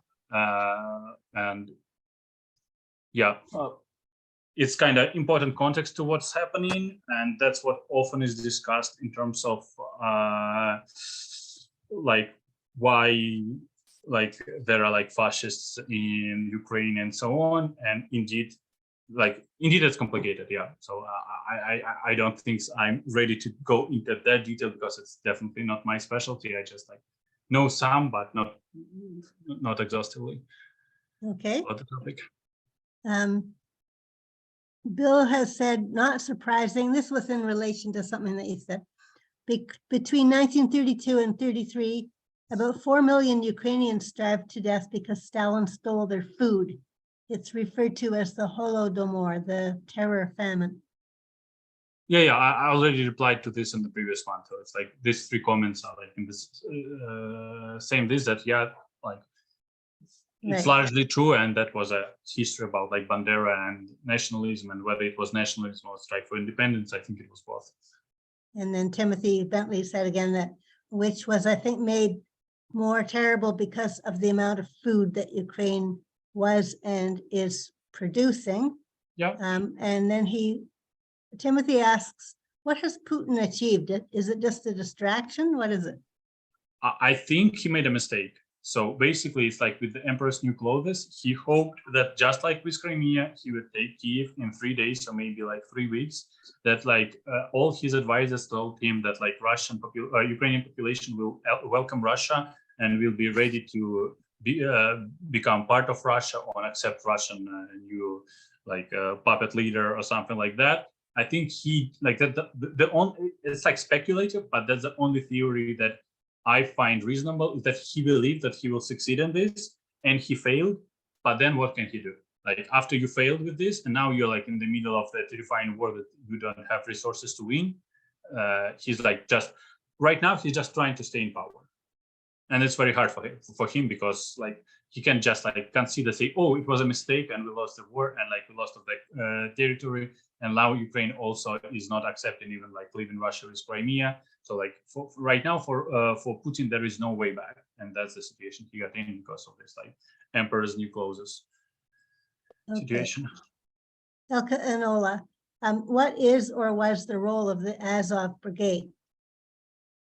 That's a very long story. I definitely like not qualified to go in a deep answer, but basically it was formed as an independent, similar to Wagner, as an independent military force in like 2014, 2015. It was mostly comprised of very nationalistic people. Then it was became part of official army, and most of the Nazi-oriented leaders were removed from it, but they still keep some of the Nazi symbolics. So they are not openly Nazi, but I think they are not like free from it as well. But that's a very complicated topic. Yeah. Yeah. So there is some Nazism there, but I just don't think it's that bad as it's portrayed, but it is there. Okay. Timothy Bentley had a follow-up to that. He said it was perhaps an opportunity for Putin to say that the Ukrainian regime is fascist, as the right wing. Yeah, that's one of the main narratives in Russia. Like in Russia, we are fighting with Nazis. Like the main narrative, first half of the war in Russia was that Russia is fighting with Nazis in Ukraine and trying to free Ukraine from Nazis.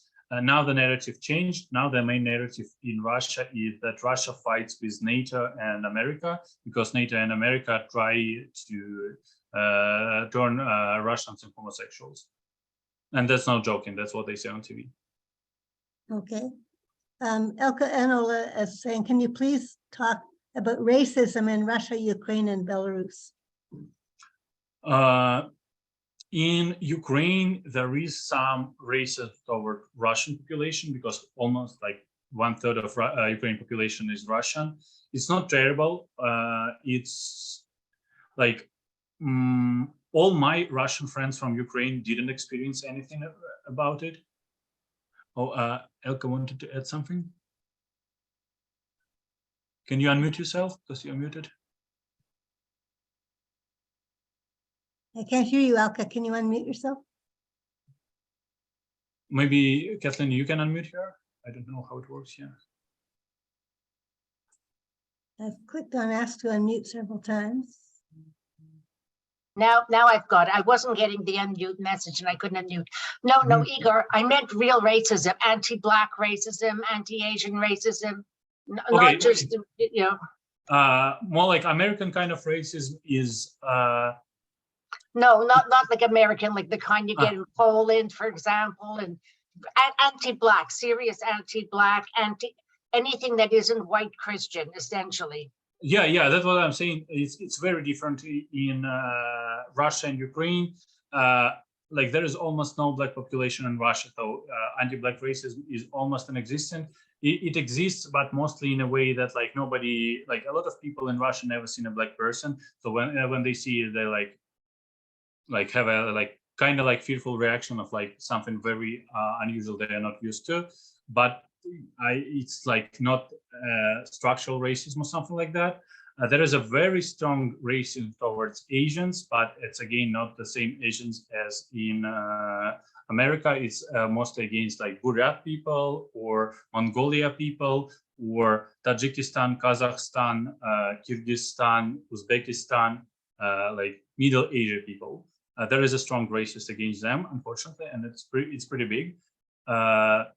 There is also the strongest racism in Russia is against Caucasian people, and not the same word Caucasian as in English. That's like people who from Caucasian region, like Armenian people, Dagestani people, Chechnya people, Georgian people, Azerbaijani people, who like live on the Caucasian mountains. The biggest racism and ethnic conflicts is with them, and actually they're Muslim. That's a big part. Like not all of them, Armenian are not, but like some of them are Muslims. That's a big part, but not the only part of it. And that's also like very different from the discourse here. Like people from Caucasian region, like in this discourse, they call themselves Black people, but this has nothing to do with American Black. It's because they have a very black hair and usually black eyes. And that's still called the Black, but that's a completely different narrative.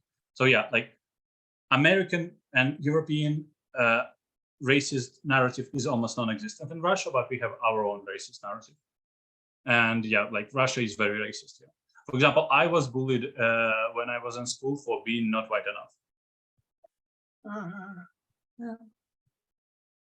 Timothy Bentley, can you speak about Putin's perspective of the increase in NATO countries, including former members of the Warsaw Pact? If you're talking about Finland and Sweden that are joining now, that it's not discussed much because it's easily can be shown as a mistake of Putin, because yeah, like the narrative is we are fighting for in Ukraine to stop NATO advancing closer to Russia. As a result, we get in like the closest countries to Russia getting into NATO, which doesn't make sense. But that's also like a mistake made by Putin, so he doesn't talk about it much, and he mostly talks about Finland and Sweden joining NATO. But before that, yeah, like the narrative about like NATO trying to get closer and destroy us all was also a very big narrative. Yeah. Brian Maltby asks if you, Igor, have any concerns about your safety because you speak out. No, like I already done enough that like if I get to Russia, like if they get like I did enough that if they investigate that they will put me in jail. So probably I'm just like not famous or big enough that they will investigate. But yeah, I already did enough to be imprisoned in Russia, so I don't care much anymore. Yeah. Okay. Yeah, that's if you go back. Yeah. But you don't think you're in danger here? Oh no, I don't think I'm in danger here. Yeah. Well, except that I don't have Canadian passport, but yeah. Okay, that's Jessica Mitchell. Is the decision to push the button something that can be undertaken by only one person in Russia? My understanding is that in the US, it requires 2 people. In Russia, it requires one person, but Button is not connected to the nuclear warheads directly. So like, I hope like it's still like a chain of command. And I believe that like in that chain of command, that will be at least one sane person that wouldn't follow the order. So like my main hope that like when Putin pushes the button, then just like mental health professionals will come to his room and like take him where he belongs. But yeah. Okay. Some of these messages are thank yous, and I'll send them to you afterwards, Igor, so that you'll have them. Let's see, Alex Monroe. The book of Oprichnikia, have you read it? And can you elaborate? I think that's the one you mentioned. Can you elaborate a little bit on the theme of Russian elite and their controlling methods? Just want to get a flavor for it. Appreciate the recommendation for reading. Yeah, the book is a fantasy book, like a fiction book, and the author is, I would say, he's definitely one of the strongest Russian authors. I'm just not sure whether English translation captures it. He is especially proficient in style, so he really good at creating a very strong atmosphere and a very strong narrative that like makes it all very believable. And the book is basically about how like Oprichnina, the like people who punish others to obey the Tsar, how they would develop in modern Russia with like modern technological, economical, and political relationship with other countries as well. It's like a fantasy, but it was 2006 and it's still very reasonable.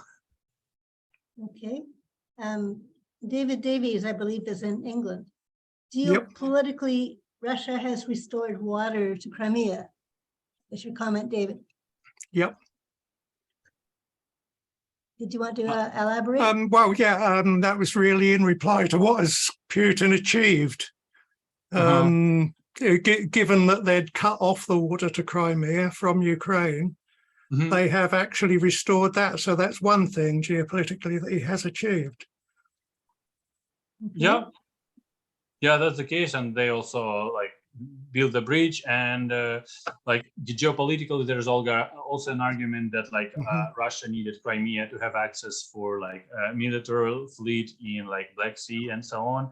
And like geopolitically, I find this reasonable, but the more it goes, the more I find geopolitical reasoning not really applicable to Putin, because he's like playing, I think he's playing a political game to just like amuse the masses and pretend that he's like a geopolitical thinker, but he's way more concerned with just like having the power and like building palaces and stuff like this. But like to like provide legitimacy for that, yeah, he like tries to make a visibility of playing a good geopolitical game. And David, you also commented that Pushkin had African blood. Yeah, Cameroonian. Yeah. That's. I was just thinking about Africans that I knew were Russian. Yeah, and there's also Elko commenting on like anti-black racism. Yeah, it's existent. It's just like not a special thing because they're very black people. Like basically, like I mean, it's pretty hard, like in America, to imagine this. But like, suppose you never seen a black person, and then like, I'm not excusing them, but I think it's understandable. But that person that like visibly so different, like comes to you, so it's more out of fear than like structural racism. And I'm not saying it's a good thing. You don't do this if you suddenly, if you grew up where I grew up in Montreal, the chances of seeing a redhead person was pretty rare. As rare as a black. I grew up, I was born in 1941, and I didn't see my first black person till I was an adult. So I did not grow up ever seeing a black person, and I also never saw a redhead person. So what, if I'd met either one, I would have treated them both the same. I wouldn't have treated one differently because the skin is an unusual color, and the other one differently because it's only their hair that was a different color. So I don't accept that kind of way of justifying I'm not justifying horrible racism. I totally agree with you. I totally agree with you. I'm not justifying. I'm not making an excuse. I'm just explaining. Or And I'm not- minimalizing it, yeah, yes, yeah, right. yeah. okay. I'm not saying it's like it's just. Yeah. I also never seen a black person before coming to Canada, and I'm not like racist. So it's like That's lots right. of things happening, but it's also because I'm Right. more following like Western narrative. Like in Russia, there is like the narrative is the opposite. Yeah. Igor, I was asking you about the increase in NATO, and I'm sorry, I don't know whether you increased this. I wasn't thinking so much in terms of Finland and Sweden.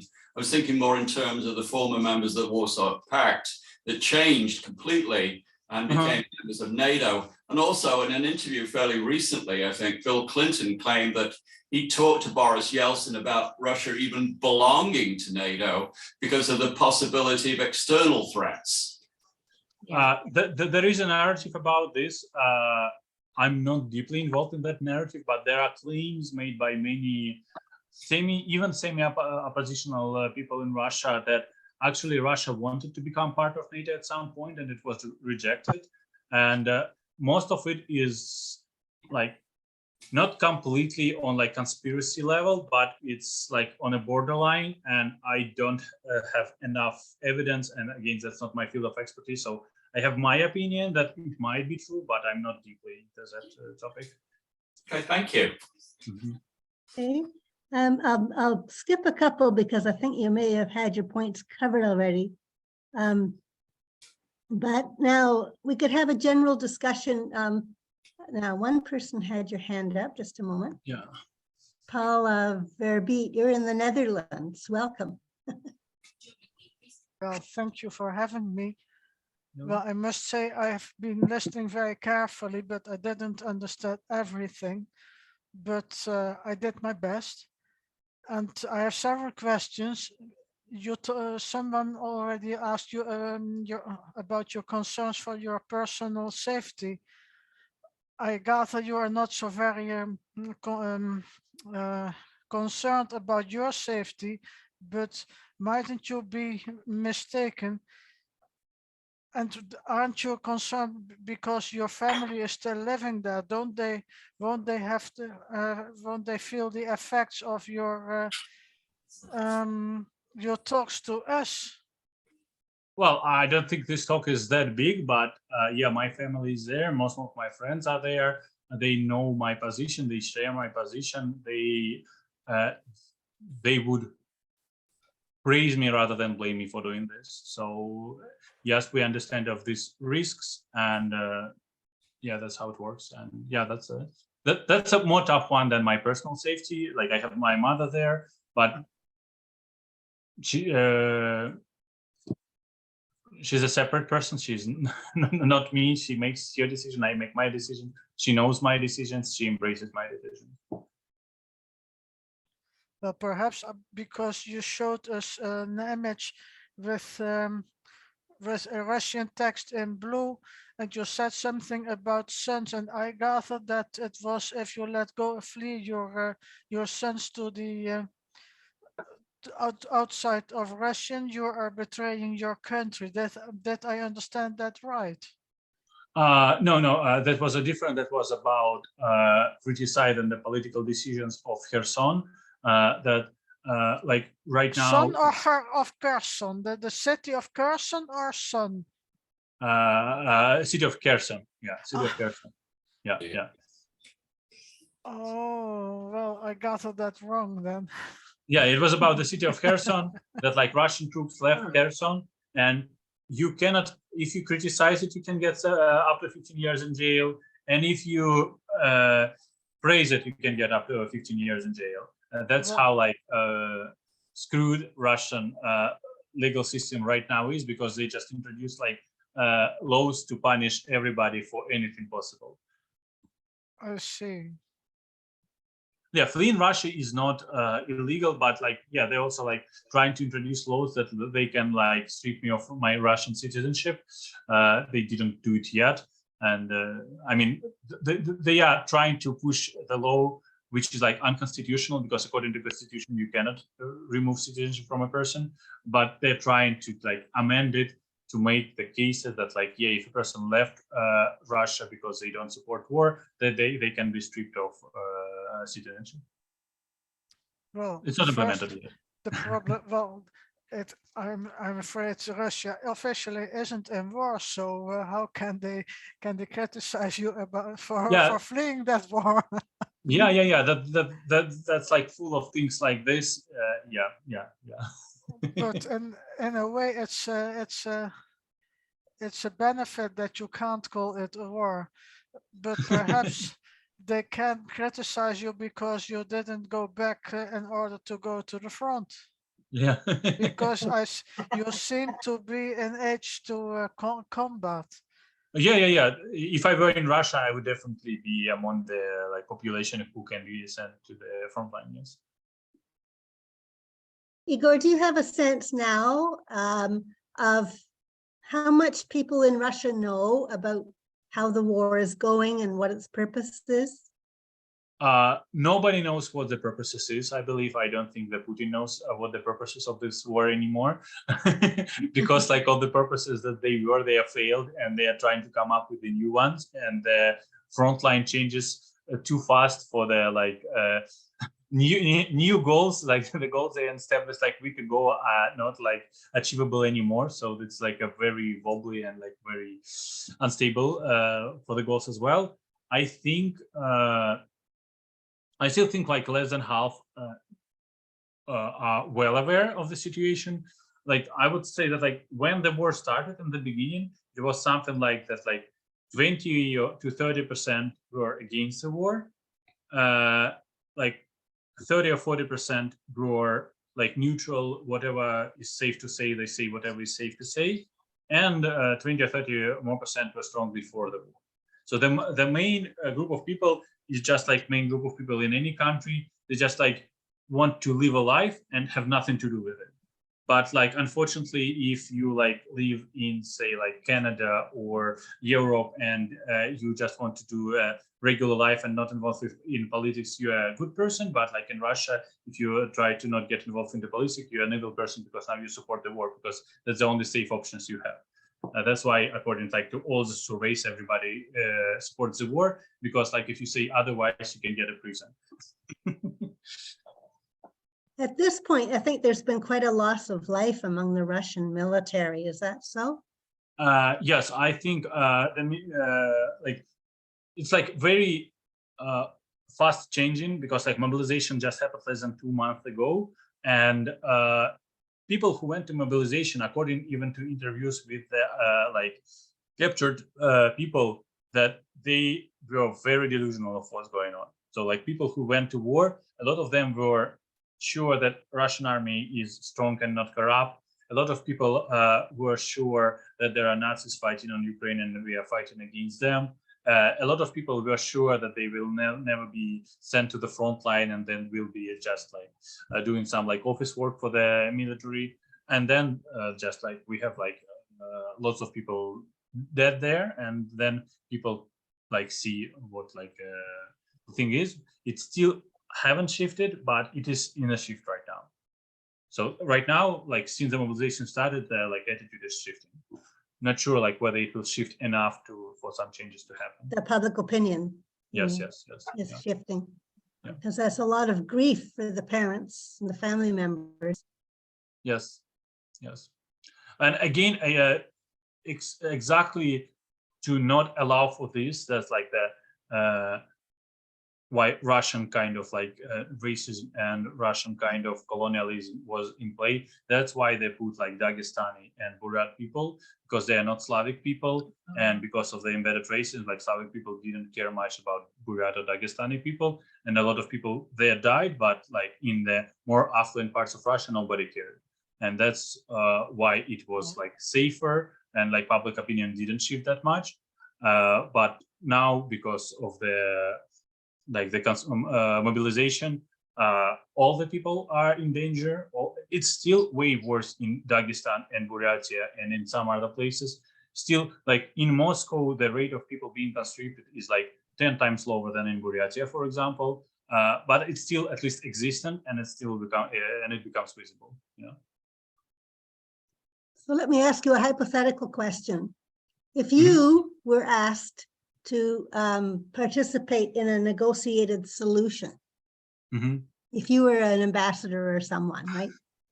and you had an official role. Can you imagine any scenario that could be offered to Putin that would allow him to save face and withdraw? For sure, the one that he wants right now, and Ukraine doesn't want, and I'm on the problem is I'm on the Ukrainian side here. Is like, yeah, if Putin would be allowed to get to the borders of before February 24, I think he would accept that, but Ukraine won't accept it anymore. And I'm siding with Ukraine here, because if he'll accept with that, first of all, he will try to turn like Russia in a North Korea-like state, and I don't want it to happen. And the second, he will most likely try to gather enough like military power to come back in like 5 years or so. Okay. So yeah, I strongly don't like Putin to remain in power. I consider that if Putin remains in power, that it will be a loss for everybody. Like loss for Russia and Ukraine in a short term, and in a long term, it will be loss for Europe and like other powers as well. So I gather from your previous remarks that it's not likely that people inside Russia would remove Putin from power. That's not like the only narrative, but that's the opinion I agree with. That almost, if not exactly, never it happened that like people took power. It's always like people get in a like disobedience and revolt like state, and then somebody else takes power. That happened like in Russian Revolution 100 years ago. That happened in French Revolution. It's always there is like people like the masses like don't agree with what's happening, and still there is somebody who like uses it to shift the power dynamics. And right now the problem is like who will take this, because all the good people are imprisoned or exiled, and like yeah, we even have like more like on a rumor level evidence that from the person who like produced the rumors is a very authoritative source, is the same who like revealed the video evidence of tortures in Russian prisons. And he said that like he has a lot of people who like didn't allow to film them, but people from Wagner, from this like private military company, who said that they were interrogated by Prigozhin, the owner of Wagner, about whether they are ready to participate in combatant action in Moscow. So this is like side evidence that like Prigozhin might be contemplating and preparing a coup, and there is like lots of other sources that show that it can happen.